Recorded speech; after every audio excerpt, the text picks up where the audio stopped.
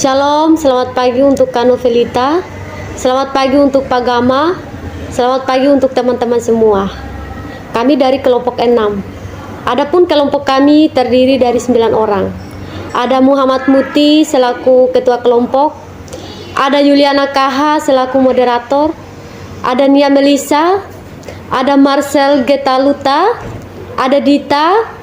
Ada Anita Ariel. Ada Esli Aprilita, ada Rahel Kania, dan ada Andira Safira. Untuk pembahasan selanjutnya, saya serahkan kepada Nia Melisa. Saya akan menjelaskan bagian hati. Hati adalah organ vital yang memiliki fungsi penting dalam sistem pencernaan dan metabolisme tubuh, penyimpanan nutrisi tubuh, serta kekebalan tubuh.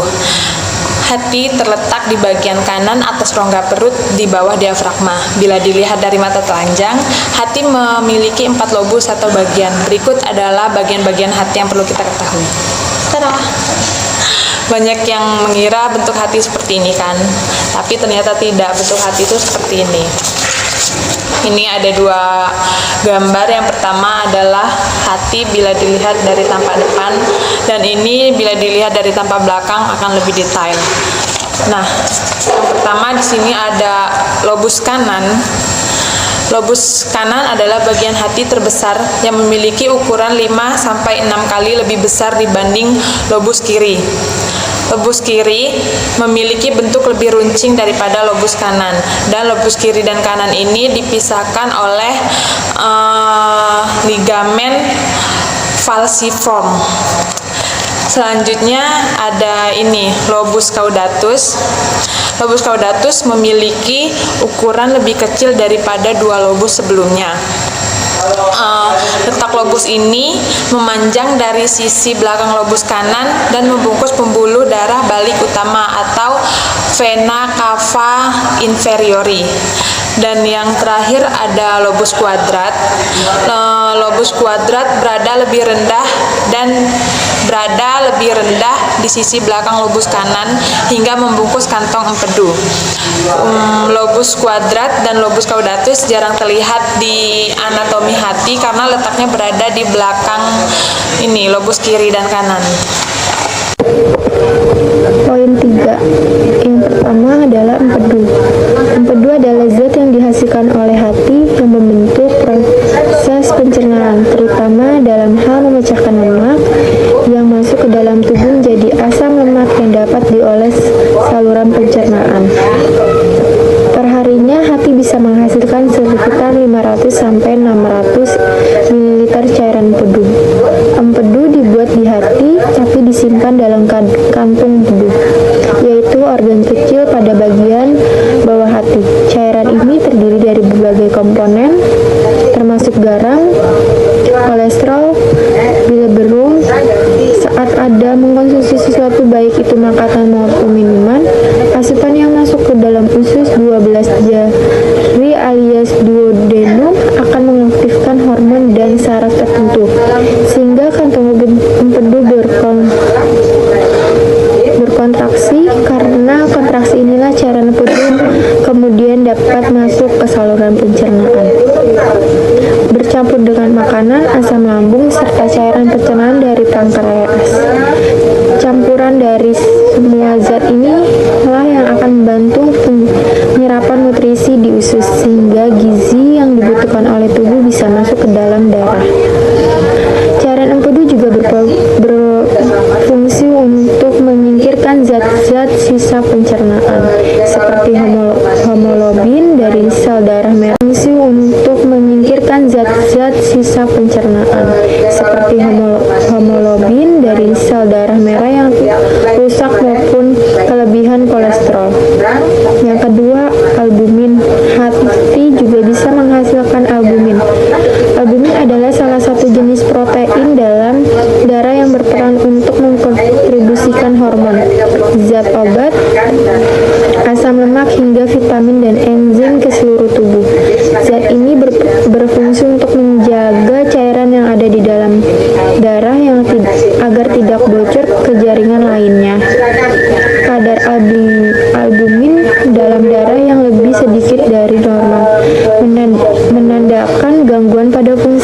atau ginjal.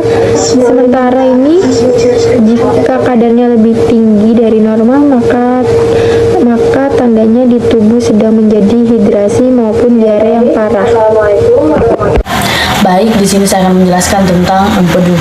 Kandungan empedu merupakan sakus atau kantong yang berbentuk buah pir dan melekat pada permukaan posterior hati oleh jaringan ikat. Kandungan empedu memiliki fundus atau ujung yang memanjang badan atau bagian utama dan leher yang bersambungan dengan ductus cysticus. Kandungan empedu memiliki lapisan seperti jaringan struktur saluran cerna dengan beberapa modifikasi. Kemudian, empedu dibentuk secara terus-menerus oleh hepasotis dan dikumpulkan dalam kanaliculus serta saluran empedu. Empedu pertama tersusun dari air dan elektrit, seperti natrium, kalium, kalsium, klorida, serta bikarbonat, dan juga mengandung dalam jumlah yang berarti beberapa substansi seperti lecitin, kolesterol, dan bilirubin, serta garam-garam empedu. Empedu dikumpulkan dan disimpan dalam kandungan empedu untuk kemudian dialirkan ke dalam intestinum bila diperlukan bagi pencernaan. Untuk selanjutnya, saya serahkan kepada Muhammad Muti. Vena adalah salah satu jenis pembuluh darah yang mengalirkan darah ke deoksigenisasi dari bagian tubuh lain kembali ke jantung dibandingkan dengan arteri. Vena memiliki dinding yang lebih tipis dan tidak berotot, namun juga memiliki katup yang membantu mengalirkan darah kembali jantung, terutama jika melawan gravitasi seperti arteri atau dinding. Dan vena terdiri dari 3 hal. Yang pertama, lapisan terluar, yang kedua lapisan tengah, yang ketiga lapisan terdalam. Jenis penyakit vena. Yang pertama, insuffisiensi vena. Ini merupakan gangguan kesehatan pada vena yang paling umum dan ditandai dalam kerusakan vena yang disebabkan oleh kelebihan pemakaian. Ini menyebabkan katup vena tidak berfungsi, memicu refleks dan dindingnya kehilangan elastisitas. Yang kedua, trombosis vena. Ini merupakan kondisi di mana kombinasi gumpalan darah yang terbentuk di dalam vena.